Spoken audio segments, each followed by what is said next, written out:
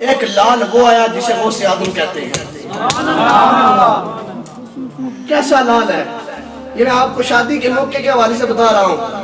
نام سنا ابو موسیٰ صالح جنگی دوست رضی اللہ تعالیٰ عنہ. آپ دریا کے کنارے بیٹھے ہوئے تھے, اللہ کی عبادت کر رہے تھے. اسی دریا میں سے ایک سیب آیا, اٹھا کر ایک لقمہ کھا لیا. ہم رستوں میں جاتے ہیں, جاتے جاتے پتہ نہیں کتنوں کے شہتوت لگے ہوتے ہیں اتار لیتے ہیں, جاتے جاتے امرود لگے ہوتے اتار لیتے ہیں, جامن لگے ہوتے ہیں اتار لیتے ہیں, اور کتنے پھل لگے ہوتے ہیں اتار کے کھا بھی لیتے ہیں اور پوچھتے بھی نہیں ہیں. لیکن اللہ کا ولی کیسا ہوتا ہے, سیب اٹھایا, دریا سے آ رہا تھا, اٹھا کر ایک لقمہ لگایا, صرف ایک لقمہ. اور ذہن میں خیال آیا میں نے تو اجازت لی ہی نہیں, پتہ نہیں کس کے باغ کا ہے.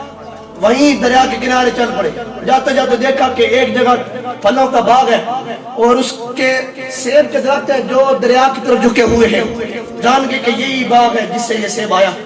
مالک سے جا کے کہنے لگے, اور مالک بھی کوئی عام نہیں تھا, وہ بھی سید زادہ تھا. ابو موسیٰ بھی سید ہے, وہ مالک بھی سید زادہ تھا. جب جا کر قریب گئے اور کہا کہ میں نے آپ کے باغ کا ایک سیب کھا لیا جو دریا سے جا رہا تھا, بہ رہا تھا, میں نے اٹھا کر کھا لیا ہے, سیب معاف کر دیا جائے. جو کچھ کہیں گے کرنے کے لیے تیار ہے, جو کچھ کہیں گے کرنے کے لیے تیار ہے. اب ذرا توجہ رکھو, اس جو سید زادے تھے باغ کے مالک, وہ جان گئے کوئی عام سید نہیں ہے. سبحان اللہ. ایک سیب کھائے, وہ بھی ایک لقمہ, اور معاف کرانے کے لیے اتنا دور سفر کرے. عام بندہ نہیں ہے, کوئی مقام ہے اس کا. کہنے لگے معاف تب کروں گا کہ 12 سال تک میرے باغ کی رکھوالی کرنی پڑے گی. اب ہمارے جیسا بندہ آتا کہتا جی وہ جی اتنا کس کم چلا لیتا تسی کے کم پہ کران دے ہو. لیکن وہ تھے اللہ کے ولی, ان کے سامنے قیامت کا منظر تھا, وہ قیامت کا منظر, وہ لاکیاں تھی ان کے سامنے کہ اس دن کی سزا سے بچنا چاہتے تھے.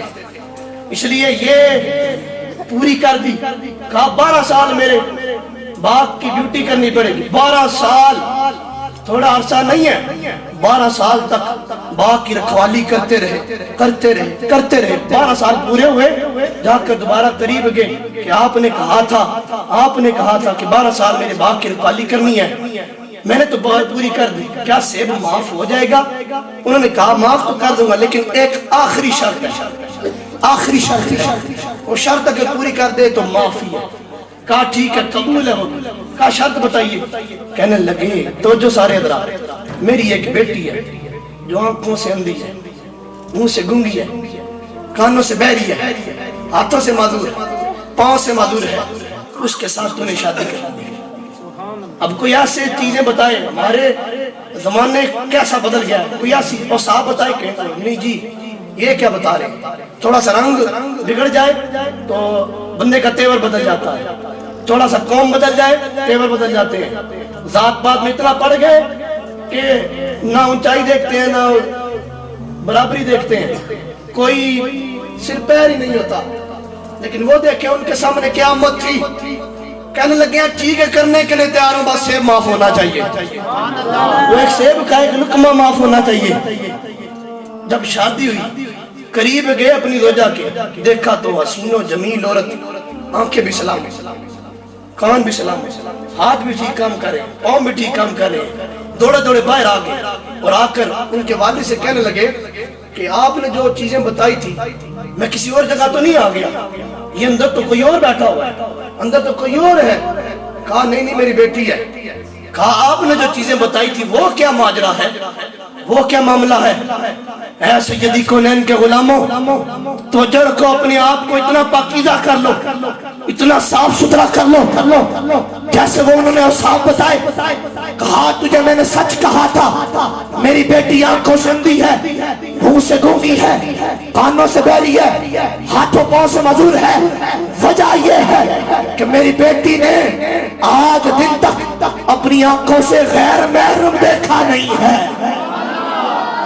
سے گونگی اس لیے ہے کہ میری بیٹی نے آج دن تک کبھی کسی کو گالی نہیں دی ہے. کانوں سے بہری اس لیے ہے میری بیٹی نے کبھی فوش کلام سنا نہیں ہے. ہاتھوں سے اس لیے معذور ہے کبھی غیر کی طرف ہاتھ بڑھایا نہیں ہے. پاؤں سے اس لیے معذور ہے کبھی غیر کی طرف قدم بڑھایا نہیں ہے۔ اے امام الانبیاء کے غلاموں، جب باپ ابو موسیٰ صالح جنگی دور جیسا پاک ہو اور ماں ام الخیر فاطمہ جیسی پاک ہو تو تبھی تو بیٹا ہوش پیدا ہوتا ہے، تبھی بیٹا ولیوں کا سردار بنتا ہے۔